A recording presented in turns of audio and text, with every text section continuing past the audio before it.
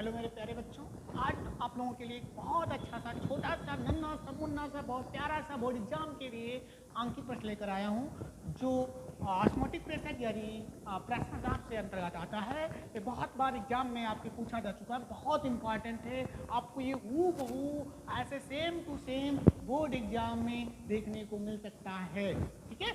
और ये 2 नंबर का आता है, बहुत इंपॉर्टेंट है। तो यही न्यूमेरिकल अगर आपको प्रार्थना दाब नहीं आया तो हो सकता है ये ही न्यूमेरिकल आपके same to same board exam में पूछ लिया जाए। तो आप लोग बहुत ध्यान से पढ़िएगा।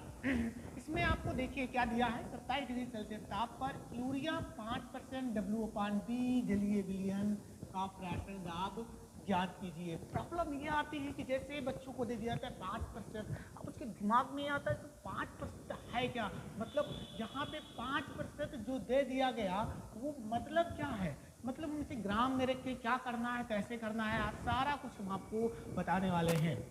तो प्रॉब्लम यहाँ नहीं है, प्रॉब्लम आपकी थोड़ी सी बेसिक जानकारी ना होने के कारण ये आपको प्रॉब्लम आ रही है। अगर बेसिक जानकारी आपकी क्लियर हो जाएगी तो ये प्रॉब्लम नहीं आएगी।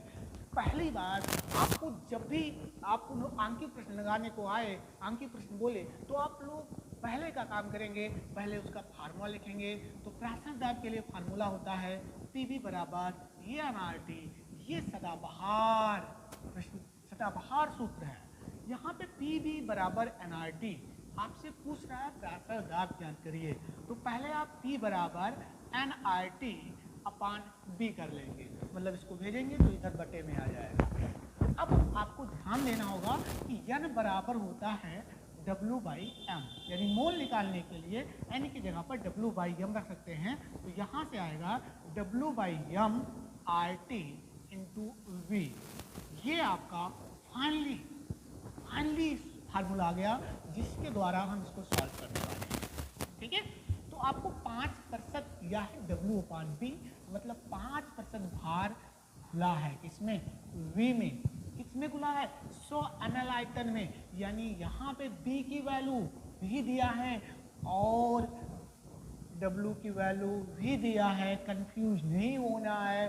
ये W होगा और इसका देखो, हमेशा कहते हैं कि जो परसेंट होता है वो 100 में दिया जाता है, तो यहाँ जो परसेंट है 100 में दिया जाएगा और यहाँ पे जो बिलियन है आपका वो V होगा, मतलब आयतन की बात कर रहा है, ठीक है।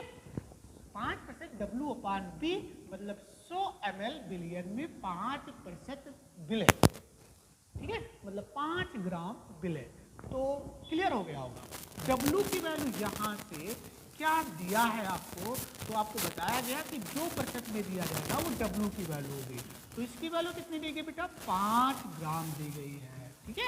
अब देखो B की वैल्यू कितना दिया है, 100 ml दिया गया है। 100 ml में यहाँ पे लीटर में है वैल्यू, तो लीटर में कन्वर्ट कर लेंगे, तो इसे 100 को डिवाइड कर देंगे 1000 से, तो ये जो वैल्यू आएगी वो आ जाएगी 10 के पावर माइनस 1, 10 की पावर माइनस 1 लीटर आ जाएगा।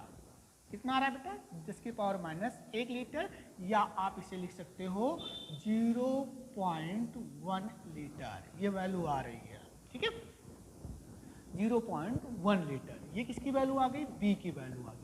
R की वैल्यू हम जानते हैं, R किसकी वैल्यू दिया रहेगा आपको, ये वैल्यू होती है 0.0821, ठीक है। देखो बेटा ध्यान से हमारी बात सुनिएगा, R की वैल्यू यहाँ पे 0.0821 होता है जब हम वायुमंडल, यानी जब यहाँ पे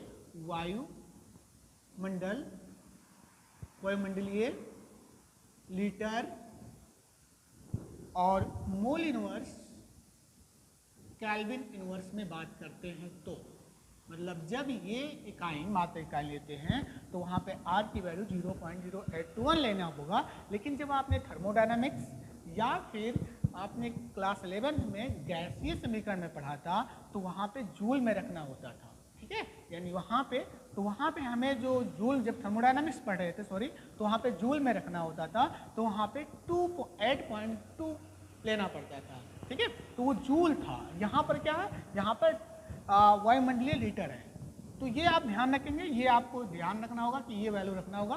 वैसे R की वैल्यू प्रश्न में ही आपको गिवन रहेगा, दिया रहेगा।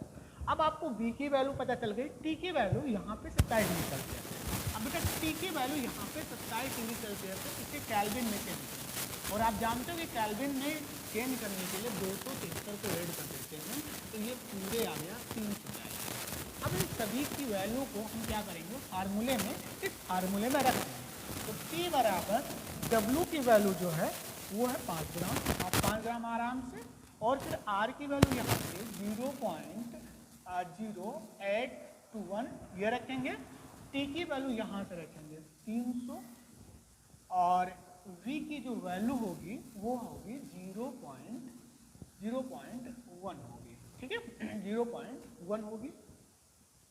और m की वैल्यू बेटा सॉरी m की वैल्यू जो निकालेंगे, m बराबर आता है, m बराबर वो होता है यूरिया के लिए, तो यूरिया का सूत्र होता है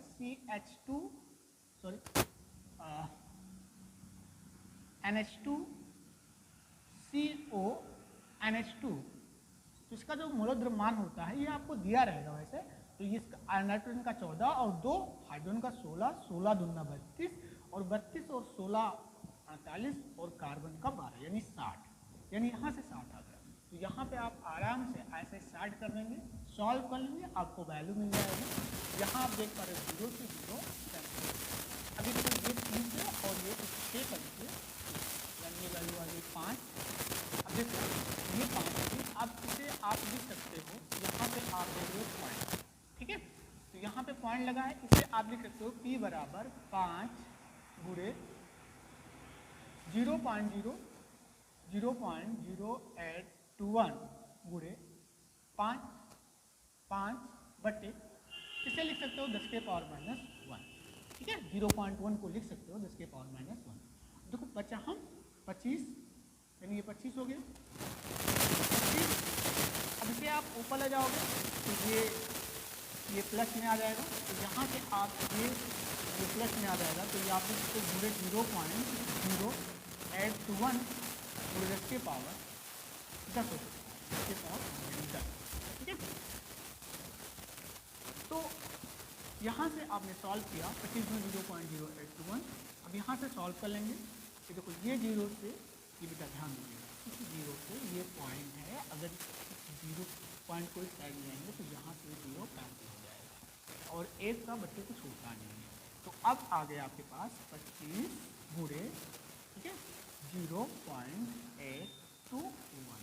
अब सॉल्व कर लेंगे तो 25 25 कम 25 के 5 25 गुना